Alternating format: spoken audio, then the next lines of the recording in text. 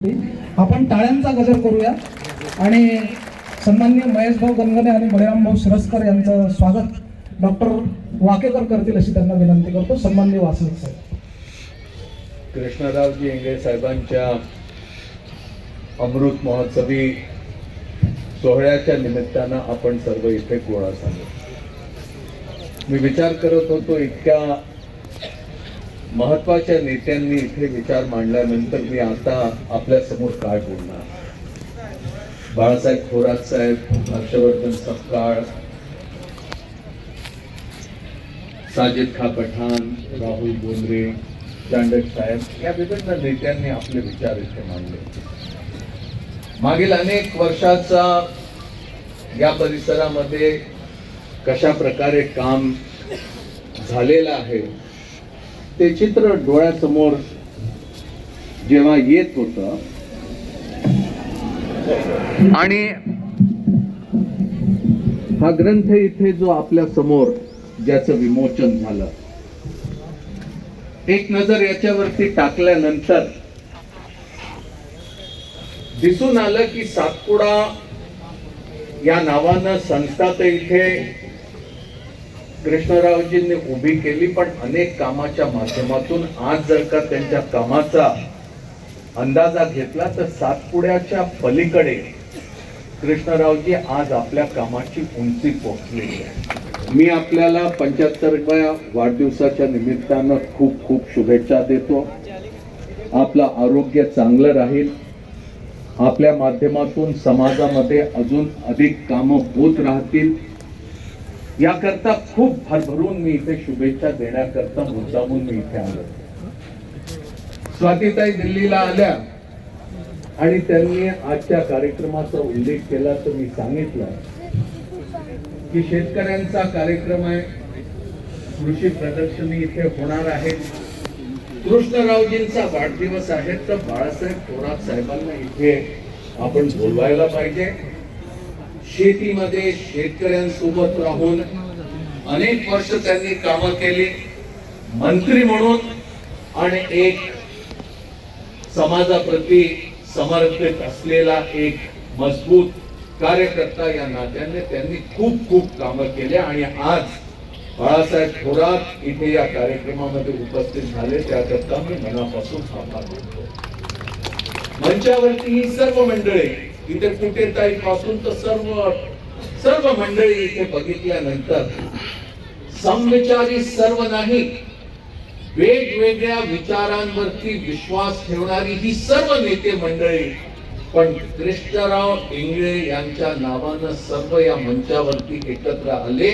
त्यातून हे दिसून येतं की निवडून आले असतील, कधी पडले असतील, पण समाजामध्ये सर्वसामान्यांकरता, शेतकऱ्यांकरता, मजुरांकरता, शेती करता त्यांनी जे अखंड प्रयत्न या मागील अनेक दशकांमध्ये केले आहे ते बघून आज ही सर्व नेते मंडळी या मंचकावरती एकत्रपणे आज दिसत आहे. या कृषी माध्यमातून, कृषी प्रदर्शनीच्या माध्यमातून निश्चितपणे या भागातील शेतकऱ्यांना फायदा होईल. नवनवीन शोध होत असतात, नवनवीन प्रकारचे बियाणं, खतं, कीटनाशक बाजारात येत असतात आणि त्याचा वापर कसा करता यायला पाहिजे ते मार्गदर्शन आणि तो सर्व समजून घेण्याचा एक प्रयत्न या कृषी प्रदर्शनीच्या माध्यमातून होणार आहे. आज कृष्णरावजींच्या या वाढदिवसाच्या निमित्त मी एवढं सांगेन. हर्षवर्धन सपकाळ आणि थोरात साहेब, चांडक साहेब यांनी सांगितलं की 75 ते झाले पण वाटत नाही. आणि मी ही आशा ठेवतो की येत्या अनेक वर्ष त्यांनी ज्या प्रकारे मागील वर्षी कामं केलं आहे ती कामं यापुढे त्यांना सुरू ठेवावी लागतील. शेवटी या परिसरामध्ये ग्रामीण भागात राहणाऱ्या लोकांना न्याय देण्याच्या दृष्टिकोनातून आपण काय करू शकतो. आज विदर्भात, महाराष्ट्रात नव्हे तर देशातील अनेक राज्यामध्ये शेतकऱ्याची आत्महत्या आजही होत आहे. ही दुर्दैवी बाब नाकारता येणार नाही. अनेक शेतकऱ्यांची आंदोलनं वेळोवेळी होत राहिली. दिल्लीच्या काठी तिथे शेतकरी 3 वर्ष 4 वर्ष अगोदर एकत्र आले होते. अनेक महिने त्यांचं आंदोलन तिथे सुरू होतं. 750 शेतकरी त्या आंदोलनामध्ये मरण पावले. ही वस्तुस्थिती काही नाकारता येत नाही. 33 कोटी देशाच्या अन्नधान्य आपण पुरवू शकत नव्हतो, ही परिस्थिती होती. पण हरित क्रांतीच्या माध्यमातून इंदिराजी, लाल बहादूर शास्त्री आणि विविध नेत्यांनी त्याला पुढे आणलं आणि आज परिस्थिती बदललेली आहे. सरकार आणि शासनाबरोबर शेतकऱ्यांनी जे परिश्रम केले ते देखील आपण विसरू शकत नाही. आज शेतमालाला आपण निर्यात करत आहोत, ही परिस्थिती आहे.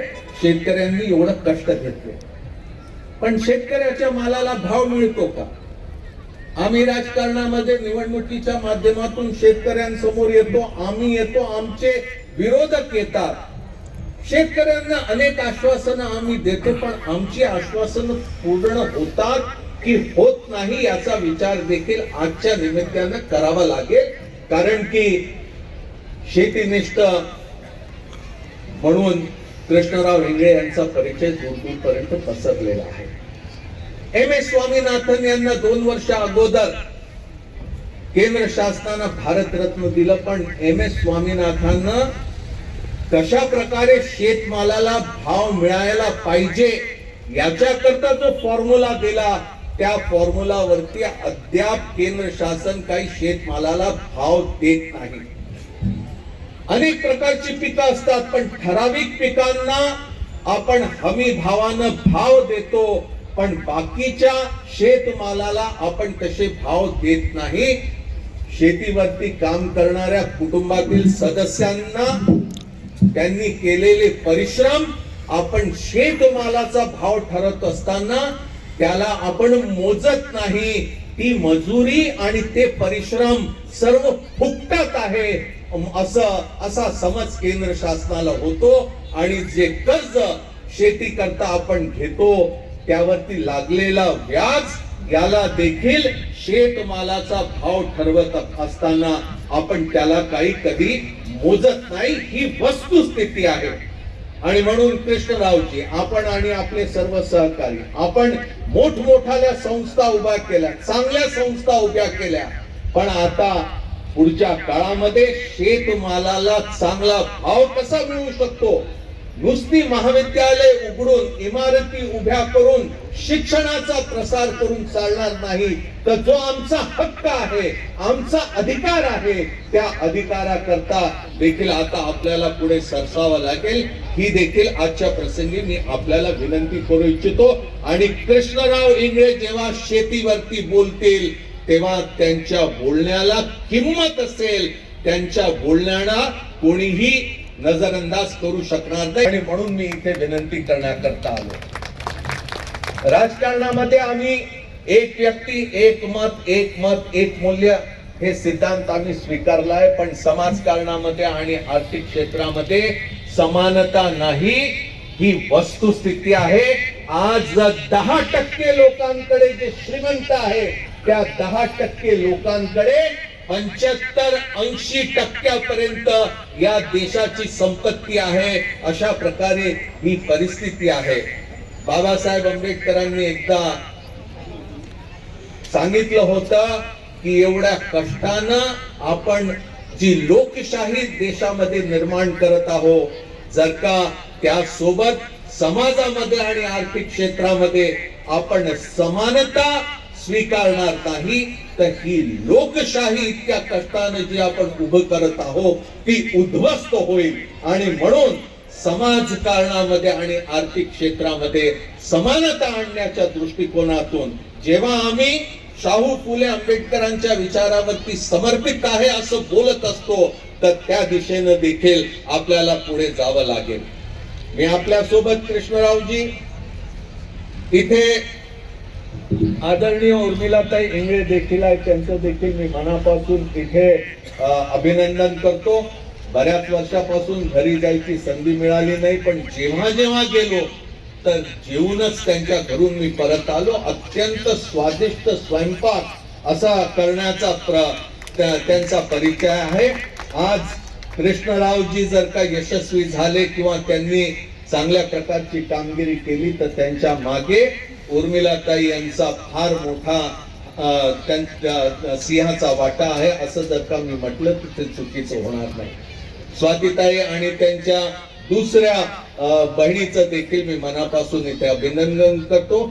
आणि कृष्णरावजींच्या विविध संस्थांशी जे सर्व संबंधित कर्मचारी, अधिकारी, सहकारी, मित्र आहे त्या सर्वांचं देखील मी या प्रसंगी मनापासून अभिनंदन करतो आणि 2 शब्द संपवतो. धन्यवाद. धन्यवाद आदरणीय साहेब. सन्माननीय साहेबांसाठी एकदा जोरदार टाळ्यांचा गजर या ठिकाणी झाला पाहिजे. आपल्या अत्यंत जिव्हाळ्याच्या मित्रासाठी या ठिकाणी आदरणीय साहेब आले. प्रदर्शनींच्या उद्घाटनासाठी जाणार आहेत.